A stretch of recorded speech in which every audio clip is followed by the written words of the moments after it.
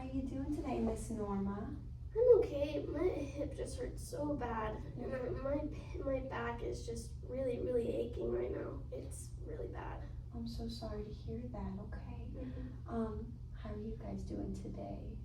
We're good. You here with your mom? Yeah. All right. Okay. All right, Miss Norma. We're gonna start out with some vitals first, okay? Okay. And then I'll ask you some more questions about your pain that you're feeling, okay? Okay. All right, let's get this started. All right, we're gonna start with your blood pressure, okay? Okay.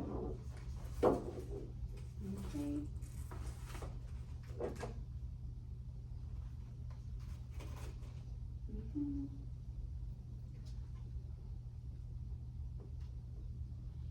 Mhm. Ready? Gonna straighten that arm out for me, okay?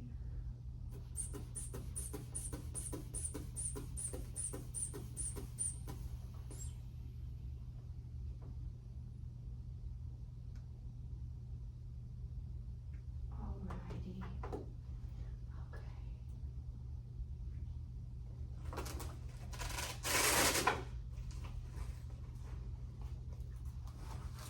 Did you say she had hypertension? What was the blood pressure that we wanted for?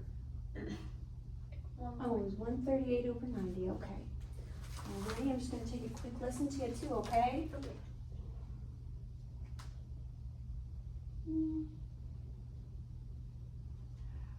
I would be assessing underneath. Take some deep breaths, okay?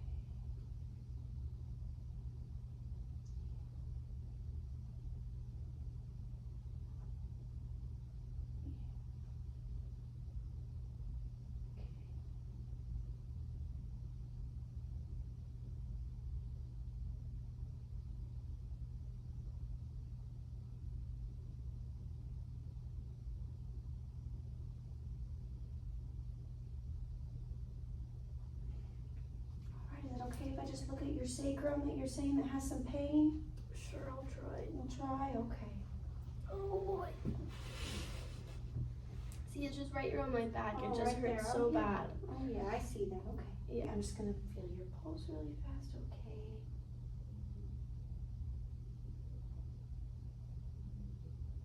Mhm. 1 minute passes, okay. Alright. I'm gonna ask you some more questions about your pain, okay? Okay. Alright. On a scale from 1 to 10, how would you rate your pain? Ooh, I would say an 8. It's real bad. An 8, it's real bad, okay. And how often is this pain hurting for you? Oh, all the time. All the time? All Okay. the time.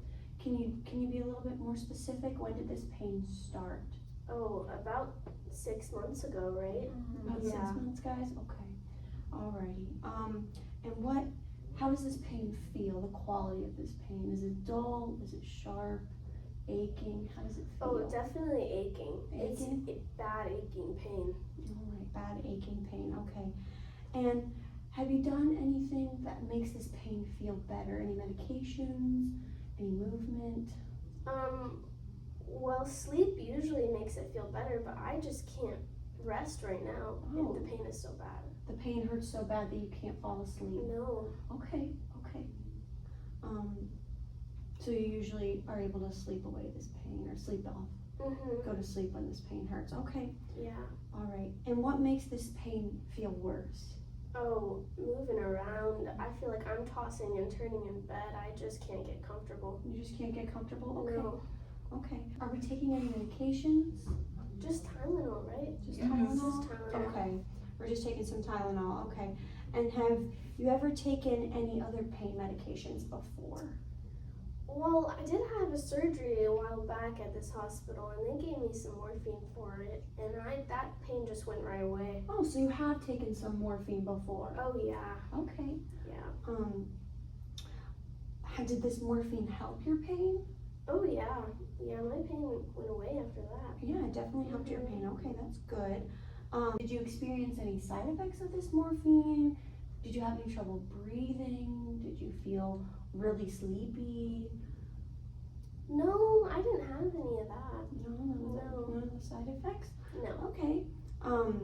You didn't have any of that? Okay. So the doctor has put in an order that you can get some morphine as needed. Does that sound okay? Oh, that would just help me. I really don't want my mom taking any narcotics or opioids. I really would prefer if we can just continue the Tylenol, if that's possible. Okay, I hear your concerns, but your mom's pain is an 8 out of 10, and that is a chronic pain score. So the Tylenol might not suffice to handle this type of pain. And why are you I don't know, I just don't want her to be sedated and groggy and get addicted to it. She only has so much time with us. I want her to be aware. Okay, so we're worried about addiction with the morphine. Yeah. And sedation. Okay. So from previous experience, your mom said that she didn't experience any of the negative side effects of morphine. And when you were taking morphine before, were you able to stop once you no longer had that pain after surgery? Well, yeah, I just went home and everything was fine. No, you went home and everything was fine. Okay. So do you have a history with addiction? No. No history of addiction. Okay. So your mom has a low history of addiction and a low chances that she'll be addicted to this pain, and with a low dose of morphine, sedation shouldn't be a problem, respiratory depression shouldn't be a problem, and she didn't have any side effects when she took morphine before. So you're saying that she won't be like groggy and out of it and like not aware? Will she be able to talk still to us? her previous experience with morphine showed that she didn't have any problems while taking morphine. It didn't have any negative or adverse side effects. Okay. Do you think there's like any way that you guys can make sure that she's not like too groggy and like passed out all the time, that she can talk to us and stuff? Yes, so for your mother, we will assess her sedation level every 4 hours to ensure that her dose of morphine is not too high or too low for her, so that she's very comfortable, but she's not sedated. Okay. Does that sound okay? Mhm. Okay, how does that sound with you, Miss Norma? That sounds great. That sounds great? Okay. Well, let's get that medication started for you, okay? Okay, thank you. Any other concerns or questions? Okay, all right. Upon assessing Miss Norma Brown, I found that her vital signs, her blood pressure was 138/90, her heart rate was 88, her respiratory rate was 28, her lung sounds were clear bilaterally, and all heart sounds were present. So her blood pressure was increased and her respiratory rate was increased, which shows pain. Her chief complaint was also pain, so that indicates pain as well. So we decided to do a pain assessment, which is really important, especially with palliative care. A lot of times they're going to be in a lot of pain, and we want to make sure that we're taking care of that for them so we can be as comfortable as possible. So we're going to ask a few questions such as onset and duration. How long has this been going on? How long has it been lasting? So for Miss Nora, she's been in pain for about 6 months, and it's been consistent since then. Her location is her sacrum and her hip. She just recently had a hip fracture. Alleviating and aggravating factors. Rest is definitely an alleviating factor for her, but aggravating is moving anything that's putting any pressure on those spots. Radiation, she doesn't really have any radiation. For temporal pattern, it's been pretty consistent. It doesn't necessarily change throughout the day. She's constantly in pain, which is a big sign of chronic pain. And then her symptoms are throbbing and aching pain on her sacrum and her hip. So we decided to do some patient and family education. We definitely asked about some adverse side effects that she had when she was previously taking morphine. She denied any signs of respiratory depression, constipation, or sedation previously. We also decided to ask about some hypersensitivity reactions like rash, wheezing, or edema, and if she had experienced any of those while on morphine or any opioids before, we would have definitely held that medication, but because she didn't, we decided to go ahead and offer it. And Miss Brown has chronic somatic nociceptive pain, and it's characterized this because it lasted 6 months or more, and it's muscle/skeletal pain, and she's experiencing aching and throbbing, and since she rated her pain an 8 out of 10, that's why morphine is our best choice. And then one last thing we thought would be really important to note is our therapeutic communication throughout the video.